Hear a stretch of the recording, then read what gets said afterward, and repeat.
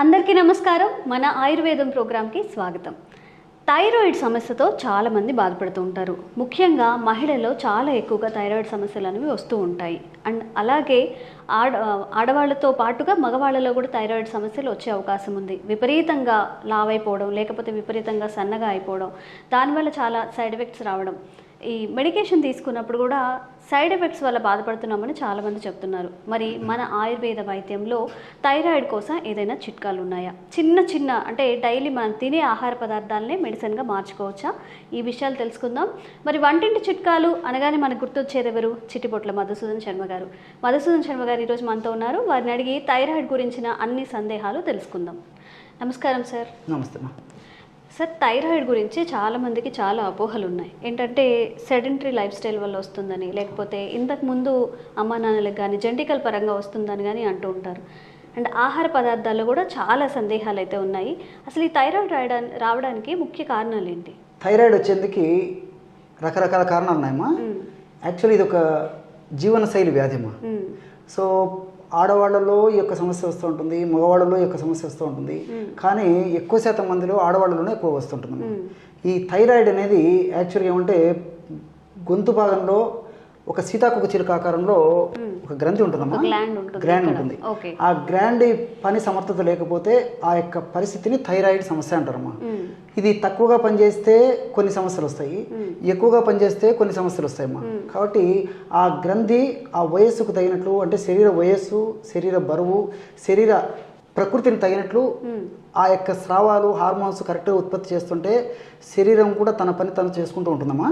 So ఈ thyroid గ్రంథి యొక్క హార్మోన్స్ కానీ అవి ఉత్పత్తి చేసేటువంటి ఇతర పదార్థాలు కానీ హెచ్చుతగ్గులైనప్పుడు ఈ లక్షణాలన్నీ వస్తుంటాయమ్మా. ఈ థైరాయిడ్ గ్రంథి సరిగా పనిచేయకపోవడానికి మానసిక ఒత్తిడి కారణము, అదేవిధంగా మనం తీసుకునేటువంటి ఆహార పదార్థాలు కొంతవరకు కారణము, అట్లే విధంగా వాతావరణ కాలుష్యము కొంతవరకు కారణము, కొన్నిటికి స్పష్టమైనటువంటి కారణం కూడా ఉండదమ్మా. ఎందుకు ఈ విధంగా ఈ యొక్క థైరాయిడ్ గ్రంథి పనిచేయట్లేదు దానికి స్పష్టమైన కారణం కూడా తెలియట్లేదమ్మా. కొంతమందికి పోషకాహార లోపం, ముఖ్యంగా కొంతకాలం ప్రోటీన్స్ తక్కువ కావడం వల్ల కూడా, ప్రోటీన్ ఆహారం సరిగ్గా తీసుకోకపోవడం చేత కూడా ఈ సమస్య వస్తూ ఉంటుందమ్మా. సో ఈ యొక్క థైరాయిడ్ గ్రంథి ఇంతకుముందే చెప్పినట్లు ఎక్కువగా పనిచేసినా కొన్ని ఇబ్బందులు ఎదురవుతాయి, తక్కువగా పనిచేసినా కొన్ని ఇబ్బందులు అవుతాయి. థైరాయిడ్ గ్రంథి తక్కువగా పనిచేసినప్పుడు థైరాయిడ్ గ్రంథి నుంచి తక్కువ హార్మోన్స్ ఉత్పత్తి అవుతుంటాయమ్మా, థైరాయిడ్ హార్మోన్స్. దీన్ని హైపోథైరాయిడిజం అంటారమ్మా. హైపోథైరాయిడిజం, హైపో అంటే తక్కువ, థైరాయిడిజం అంటే థైరాయిడ్ నుంచి ఉత్పత్తి అయ్యేటువంటి పరిస్థితి అని చెప్పేసి. థైరాయిడ్ నుంచి ఉత్పత్తి అయ్యేటువంటి థైరాయిడ్ హార్మోన్ తక్కువ ప్రమాణంలో ఉత్పత్తి కావడం చేత ఉండేటువంటి పరిస్థితి ఏదైతే ఉందో దాన్ని హైపోథైరాయిడిజం అంటారమ్మా. రెండవది హైపర్ థైరాయిడిజం. హైపర్ అంటే ఎక్కువగా అనేటువంటి అర్థం. థైరాయిడ్ గ్రంథి అవసరాలకు మించి ఎక్కువగా పనిచేసినప్పుడు దాని నుంచి ఎక్కువ స్రావాలు, ఎక్కువ హార్మోన్స్ ఉత్పత్తి అవుతాయమ్మా. దాన్ని హైపర్ థైరాయిడిజం అంటారు అనమాట. హైపర్ అంటే ఎక్కువగా అనేటువంటి అర్థం. కాబట్టి ఇక్కడ ఆయుర్వేదంలో ఉన్నటువంటి విచిత్రం ఏంటంటే మా హైపోథైరాయిడ్ కానీ హైపర్ థైరాయిడ్ కానీ రెండింటికి ఒకటే మందు, రెండింటికి పరిస్థితిని చక్కదిద్దామా. అది ఆయుర్వేద వైద్యం యొక్క ప్రత్యేకత. ఇప్పుడు ఇంగ్లీష్ వైద్యంలో అయితే హైపోథైరాయిడ్కి సపరేట్ మెడిసిన్స్ ఉంటాయి, హైపర్ థైరాయిడ్కి సపరేట్ మెడిసిన్స్ ఉంటాయమ్మా. కానీ ఆయుర్వేద వైద్య విధానంలో మాత్రము ఏ రకమైన థైరాయిడ్ అయినప్పటికీ మనం తీసుకునేటువంటి ఆ యొక్క మెడిసిన్ థైరాయిడ్ గ్రంథి యొక్క పనితీరు ఎక్కువగా ఉంటే నార్మల్ చేసేస్తుంది, తక్కువగా ఉన్నా నార్మల్ చేసేస్తుంది. అది గొప్పతనం. కాబట్టి రెండవది ఏంటంటే సైడ్ ఎఫెక్ట్స్ ఉండవు, సైడ్ బెనిఫిట్స్ ఉంటాయి, క్షేమదాయకంగా పనిచేస్తుంది. భవిష్యత్తులో కూడా ఎక్కువ రోజులు వాడినప్పటికీ ఎలాంటి ప్రాబ్లమ్స్ ఉండవమ్మా. అలాంటి అనేక రకాలైనటువంటి ఔషధాలు ఉన్నాయమ్మా. వాటిల్లో మరి అద్భుతమైనటువంటి అనుభవపూర్వకమైనటువంటి అందరికీ తెలిసినటువంటి మన ఇంట్లో ఉండేటువంటి వంటింటి దినసులతోనే ఒక మంచి ఫార్ములా చెప్తానమ్మా. చాలా అద్భుతంగా పనిచేస్తుంది. ఎంతోమంది వాడి సత్ఫలితాలు పొంది చక్కటి ఫీడ్బ్యాక్ ఇచ్చిన తర్వాతనే మరి మీరు అడిగారు కాబట్టి మన ప్రేక్షకుల కోసం వాళ్ళకందరికీ కూడా నేను తయారు చేసి కూడా చూపిస్తానమ్మా. ఓకే డాక్టర్ గారు, దీనికన్నా ముందు ఒక చిన్న సందేహం. థైరాయిడ్ ఉన్న వాళ్ళలో క్యాబేజ్, కాలీఫ్లవర్ ఇవన్నీ తినొద్దు అని చెప్తుంటారు. నిజంగా వాటిని అవాయిడ్ చేయాల్సిన ప్రాధాన్యత ఉందంటారా? నిజంగా చాలా చాలా మంచి ప్రశ్నమ్మా. నిజంగా దైనందిన జీవితంలో మా ప్రాక్టీస్కు వచ్చేటువంటి పేషెంట్స్లో కూడా థైరాయిడ్ పేషెంట్స్ చాలా మంది అడుగుతుంటారమ్మా. మరి మీరు చాలా మంచి ప్రశ్న అడిగారమ్మా. ఇది మరి వేలాది మందికి, లక్షలాది మందికి కూడా ఈ యొక్క సందేహం నివృత్తి అయ్యడానికి ఉపయోగపడుతుంది. ఈ క్యాబేజీ, క్యాలీఫ్లవర్, సోయా థైరాయిడ్ వాళ్ళు వాడకూడదని చెప్పేసి కొంతమంది, వాడొచ్చు అని చెప్పేసి కొంతమంది, రకరకాల అపోహలు, అనుమానాలు, సందేహాలు ఉన్నాయమ్మా. దీంట్లో క్లారిటీ చాలా మందికి లేదమ్మా. సో వాటికన్నిటికి నేను క్లారిటీ చేస్తాను తల్లి. సో ఈ యొక్క క్యాబేజీ, క్యాలీఫ్లవరు, అదేవిధంగా సోయాబీన్స్లో గాయిట్రిన్స్, అదేవిధంగా థయోసైనైడ్స్, ఫ్లేవనాయిడ్స్ అని చెప్పేసి రసాయన పదార్థాలు ఉంటాయమ్మా. గాయిట్రిన్స్, థయోసైనైడ్స్, ఫ్లేవనాయిడ్స్ ఈ మూడు పదార్థాలు ఉంటాయి. అంటే క్యాబేజీలు ఉంటాయి, క్యాలీఫ్లవర్లు ఉంటాయి, సోయాలు ఉంటాయి. కానీ ఈ యొక్క గాయిట్రిన్స్ వచ్చేసి అయోడిన్ని థైరాయిడ్ గ్రంథికి దగ్గరికి పోనివ్వకుండా అడ్డుకుంటాయమ్మా. అదేవిధంగా ఈ ఫ్లేవనాయిడ్స్ వచ్చేసి థైరాయిడ్ హార్మోన్ సరిగ్గా ఉత్పత్తి చేయకుండా ఫ్లేవనాయిడ్స్ ఇది చేస్తాయి. తర్వాత మూడోది వచ్చేసి థయోసైనైడ్స్ అమ్మా. థయోసైనైడ్స్ ఆ థయోసైనైడ్స్ మెదడులో టీఎస్హెచ్ అని చెప్పేసి ఒక హార్మోన్ ఉత్పత్తి అవుతుందమ్మా. ఆ హార్మోన్ థైరాయిడ్ స్టిమ్యులేటింగ్ హార్మోన్ సరిగా ఉత్పత్తి కాకుండా ఆ ఉత్పత్తి అయినటువంటి హార్మోన్ కూడా థైరాయిడ్ గ్రంథిని చేరకుండా అడ్డుకుంటుందమ్మా. సో థయోసైనైడ్స్ కాబట్టి గాయిట్రిన్స్ థైరాయిడ్ గ్రంథిని దెబ్బతీస్తాయి, థయోసైనైడ్స్ ఈ థైరాయిడ్ గ్రంథిని దెబ్బతీస్తాయి. అందులో ఉన్నటువంటి ఫ్లావనాయిడ్స్ ఈ క్యాబేజీ, క్యాలీఫ్లవరు, సోయాలు ఉన్నటువంటి ఈ ఫ్లేవనాయిడ్స్ కూడా థైరాయిడ్ గ్రంథిని దెబ్బతీస్తాయమ్మా. కానీ ఇక్కడ మనం ఆలోచన చేయాల్సింది ఏంటంటే ఉడికించినప్పుడు, వేడి చేసినప్పుడు, ఉడికించినప్పుడు ఇందులో ఉన్నటువంటి గాయిట్రిన్స్, ఫ్లేవనాయిడ్స్, థయోసైనైడ్స్ తగ్గిపోతాయమ్మా, నశించిపోతాయమ్మా. కాబట్టి ఉడికించినటువంటి పదార్థాలు కొద్దో గొప్ప ఎప్పుడో ఒకసారి వాడుకోవడం వల్ల ఇబ్బంది ఉండదు. కానీ మరీ పూర్తిగా నోరు కట్టుకుని అవాయిడ్ చేయాల్సినటువంటి అవసరం అయితే లేదమ్మా. ఇప్పుడు మనం క్యాబేజీ పచ్చివి తీసుకోము, సోయా పచ్చివి తీసుకోము, క్యాలీఫ్లవర్ పచ్చివి తీసుకోము, ఇవన్నీ ఉడకబెట్టే కదమ్మా తీసుకునేది. ఉడకబెట్టేసరికి ఈ యొక్క మూడు కూడా పోతాయమ్మా. గాయిట్రిన్స్ పోతాయి, థయోసైనైడ్స్ పోతాయి, ఫ్లేవనాయిడ్స్ పోతాయి. సో ఉడకబెట్టి తీసుకోవడం వల్ల ఇబ్బంది ఉండదమ్మా. చాలా మంచి ప్రశ్న అడిగారమ్మా. ఈ యొక్క వీడియో ద్వారా చాలా మందికి ఆ డౌట్ కూడా నేను తీరుతుందని అనుకుంటాను. అలాగే ఈ రోజు మరి మాకోసం ఆ చిట్కా ఏంటో చెప్తారా థైరాయిడ్ తగ్గడానికి? తప్పకుండా. దీనికి కావాల్సిన పదార్థాలు 4 పదార్థాలమ్మా. అన్నీ మీకు తెలిసినటువంటివే.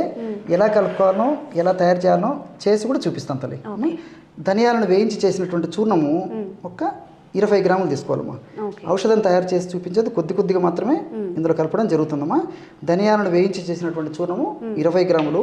అదేవిధంగా పసుపు అమ్మా, పసుపు చూర్ణం, పసుపు కొమ్మలను దంచి తయారు చేసుకునేటువంటి చూర్ణము 20 గ్రాములమ్మా. అదేవిధంగా శొంఠి చూర్ణం అమ్మా. శొంఠి అంటే అల్లాన్ని ఎండబెట్టి తయారు చేసినటువంటి ఇది ఏదైతే ఉందో దాన్ని శొంఠి అంటారమ్మా.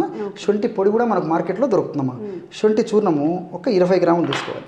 అదేవిధంగా మిరియాల చూర్ణం, ఇవి ఒక స్పూన్ వేసుకుంటే సరిపోతుందా? ఇది కూడా సేమ్ 20 గ్రామ్స్ తీసుకోవాలి. సో అన్ని సమానంగా తీసుకోవాలమ్మా. మిరియాల చూర్ణం కూడా 20 గ్రాములు తీసుకోవాలి. ఇప్పుడు మొత్తం 4 పదార్థాలమ్మా. ధనియాల చూర్ణము, అదేవిధంగా పసుపు చూర్ణము, శొంఠి చూర్ణము, మిరియాల చూర్ణం. క్వాంటిటీస్ కరెక్ట్గా గుర్తుపెట్టుకోండి. నిజంగా ఒక స్పూన్ మిరియాల పౌడర్ వేసారంటే ఇంకంతే, తాగారంటే సమ్మర్కి ఇంకా ఎక్కువ వేడి చేసే అవకాశం ఉంది, ఇంకా స్టమక్ కూడా అప్సెట్ అవుతుంది. కాబట్టి జాగ్రత్తగా వేసుకోండి. కాబట్టి మనం సమానంగా కలుపుకుంటున్నామా. కాబట్టి వాడేటప్పుడు చాలా తక్కువ ప్రమాణం వాడుకుంటాం. కాబట్టి మనం ఇందులో మిరియాలు ఇదే పద్ధతిలో కలపడం వల్ల కూడా ఎలాంటి ఇబ్బంది ఉండదమ్మా. చూడండి అమ్మా, బ్రహ్మాండమైనటువంటి ఈ థైరాయిడ్ గ్రంథి పనితరాన్ని సమర్థవంతంగా చేసేటువంటి అద్భుతమైనటువంటి పౌడర్ రెడీ అయిపోయింది. ఓకే, కాంబినేషన్లో మంచిగా పనిచేస్తాయండి పసుపు, ధనియాలు, మిరియాలు, ఇంకా శొంఠి.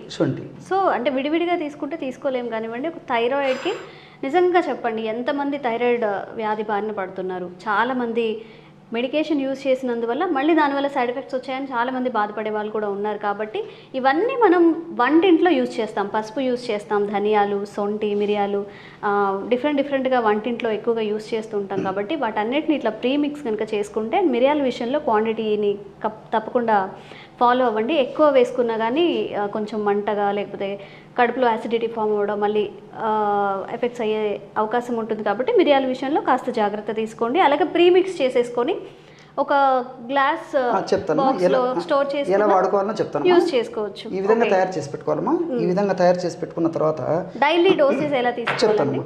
రోజు 2 టైమ్స్ వాడుకోవాలమ్మా. వాటర్లో మిక్స్ చేసుకోవాలి. రోజు ఉదయం ఆహారానికి ఒక అరగంట ముందు, రాత్రి ఆహారానికి ఒక అరగంట ముందమ్మా ఈ 4 పదార్థాలు కలిపి తయారు చేసుకున్నటువంటి చూర్ణం. మీరు చాలా మంచి వీళ్ళను ఎడ్యుకేట్ చేశారమ్మా పబ్లిక్ని. ఎందుకంటే మిరియాలు ఘాటైనటువంటి పదార్థము, శొంఠి ఘాటైన, తెలియక అన్ని ఈక్వల్ క్వాంటిటీ వేసుకుంటే మళ్ళీ ఘాటుగా ఉండే అవకాశం. కాబట్టి కేవలం 1 గ్రామ్ తీసుకుంటే సరిపోతుందమ్మా. 3 గ్రామ్స్ 1 గ్రామ్ అమ్మా. 1 గ్రామ్ ఒక డోస్కి 1 to 1.5 గ్రామ్ వరకే వాడుకోవాలన్నమాట. సో ఒక 50 మిల్లీలీటర్ల నీళ్లు తీసుకొని 50 మిల్లీలీటర్ల నీళ్ళలో 1 to 1 గ్రామ్ పౌడర్ కంటే ఎక్కువ కూడా అవసరం ఉండదమ్మా. చూడండి అమ్మా, ఒక 1/2 నిమిషం లోపే ఈ పదార్థం అంతా నీళ్ళలో కరిగిపోతుంది, చాలా అద్భుతంగా తయారైపోతుంది. సో థైరాయిడ్ సమస్యకి చాలా అద్భుతమైనటువంటి పానీయం రెడీ అయిపోయింది. ఒక్క శొంఠి తప్ప ధనియాలు, మిరియాలు, పసుపు అనేవి మనం మసాలా దినుసులుగా యూజ్ చేస్తాం, ఎక్కువ కూరల్లో కూడా యూజ్ చేస్తాము. చూడండి, మనం తినే ఆహారమే మనకి దివ్య ఔషధాలుగా కూడా పనిచేస్తుంది. ఆహారమే మెడిసిన్ అని కూడా అంటారు. కాబట్టి జంక్ ఫుడ్, బయట దొరికే ఫుడ్, ఆయిల్స్ అవన్నీ అవాయిడ్ చేసుకొని కొంచెం ఇలా మన ఆరోగ్యం గురించి చిన్న చిన్న చిట్కాలు పాటిస్తే మన హెల్త్ని సెట్ చేసుకోవచ్చు. డాక్టర్ గారు, ఇందులో కొంచెం మిరియాలు కూడా యాడ్ చేసాం కాబట్టి డైరెక్ట్గా ఇలా తాగలేని వాళ్ళు కొంచెం హనీ కానీ బెల్లం కానీ యాడ్ చేసుకోవచ్చా ఈ వాటర్లో? చాలా మంచి ప్రశ్నమా. ఈ వాటర్లో యాడ్ చేసుకోవచ్చమ్మా, తేనె యాడ్ చేసుకోవచ్చు. అలా లేకపోతే మనం ఆల్రెడీ పౌడర్ తయారు చేసి పెట్టుకుంటాం కదమ్మా, ఇదే పౌడర్ 1 గ్రామ్ పౌడర్ తీసుకొని తగినంత తేనెతో కలిపేసి డైరెక్ట్ కూడా తీసుకోవచ్చు. నీళ్ళతో కలపకుండా కూడా అలాగే తీసుకోవచ్చు, తేనెతో కలిపి తీసుకోవచ్చమ్మా. ఓకే, థ్యాంక్ యూ అండి. మా కోసం ఒక చక్కని చిట్కా అయితే ఈరోజు మాకు తెలియజేశారు, ముఖ్యంగా థైరాయిడ్ గురించి. Thank you so much. నమస్తే.